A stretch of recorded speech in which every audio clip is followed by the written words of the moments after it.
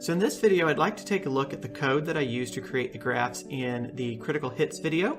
It's based on the dice stats routine that I used for the damage dice series. The difference is we're introducing this multiplier. So this is the critical hit multiplier. It usually has a value of 2. For some weapons, it gets beefed up to a 3 or even a 4 on rare occasions. Here we just make the regular call to the make stats routine. We're just upping the number of dice. So using the first example of the video, instead of a 1d10, this is going to be a 2d10. And it just runs the regular make stats routine like we saw before. Here we have a new subroutine though. This is implementing the misinterpretation of the rules that a lot of people, myself included for a number of sessions, follow, which is doubling the damage, not doubling the number of dice. So it accepts the multiplier as an extra argument. Let's take a look at that new routine. It really only has 2 lines that are different. Here it multiplies the possible roll results times the multiplier. And here it loops over the dice with the multiplier. So we have to pass this into a new version of the loop over dice routine. Let's take a look at that. And basically what we're doing here is adjusting the rolls that we get by that multiplier. So if we come over here where we're looping over each individual die, when we add that die's roll result to the total, we just multiply that number times the multiplier. So for example, when the multiplier is 2, all of our results are going to be even. If we had a 3 times multiplier weapon, all of our results would be multiples of 3. And then it just follows all the same processes that it did before. Again, we're just multiplying the roll results by multiplier.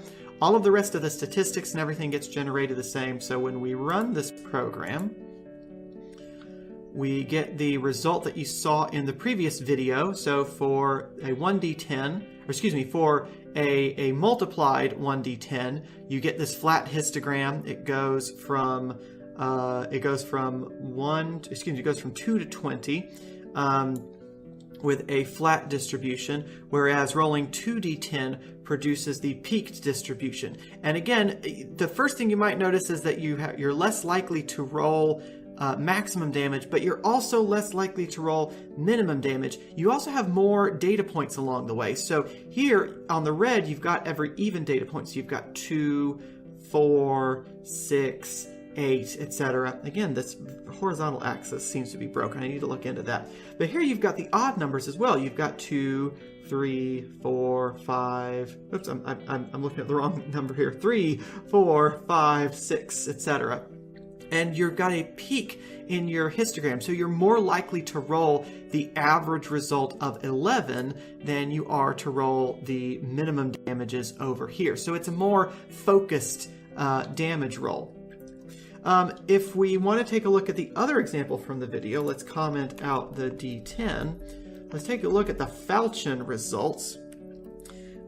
Here we've got the possible results. Let's actually just ignore.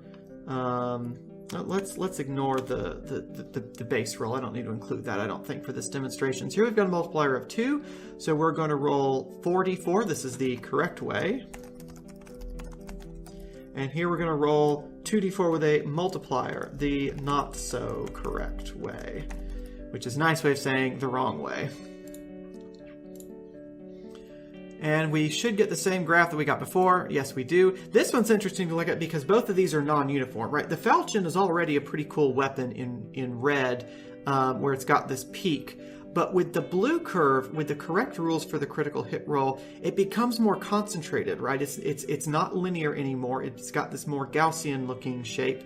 And so we've got a more concentrated average, or more concentrated probability of getting the average value of 10. So you're hitting that 10 damage or values around it more consistently. And again, this shows you how the multiplier works. Let's see, for this we get 5, 6, 7, 8, etc. Here we're only getting even values. Again, we're getting 6, we're getting 8, we're getting 10, etc. I want to try one more thing. I think I have time to do this. Yeah. Let's take a look at with a multiplier of 3. Let's suppose that some orcs came in with a nasty falchion that had a 3 times multiplier. Actually, why don't we do it this way? Let's do, well, no, let's not do it that way yet. Yeah, let's do a multiplier with 3. And let's say this is a nasty falchion.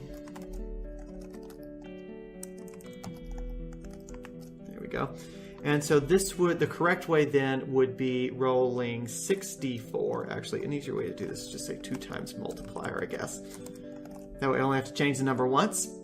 So here we're doing 2 times multiplier. Here we're doing 2d4 times the multiplier. So it's sort of like showing you that this multiplication operation does not commute with dice rolls. Let's see. Yeah, that should be the correct way to set this up. I haven't done this before. I don't know what the results are going to look like. Okay, so again, for the so the shapes are pretty much the same. The range has changed though. So for the incorrect way, for rolling 2d4 and multiplying it by 3, you can go from 6 to 24. So that's a minimum of 6 because that's 2 times 3, maximum of 8 times 3. But again, it's got this linear shape, whereas the correct way of doing it, looking at the how many was it again? 64. Yeah, 2 times 3 makes 64. I so rarely roll that, it's difficult to say.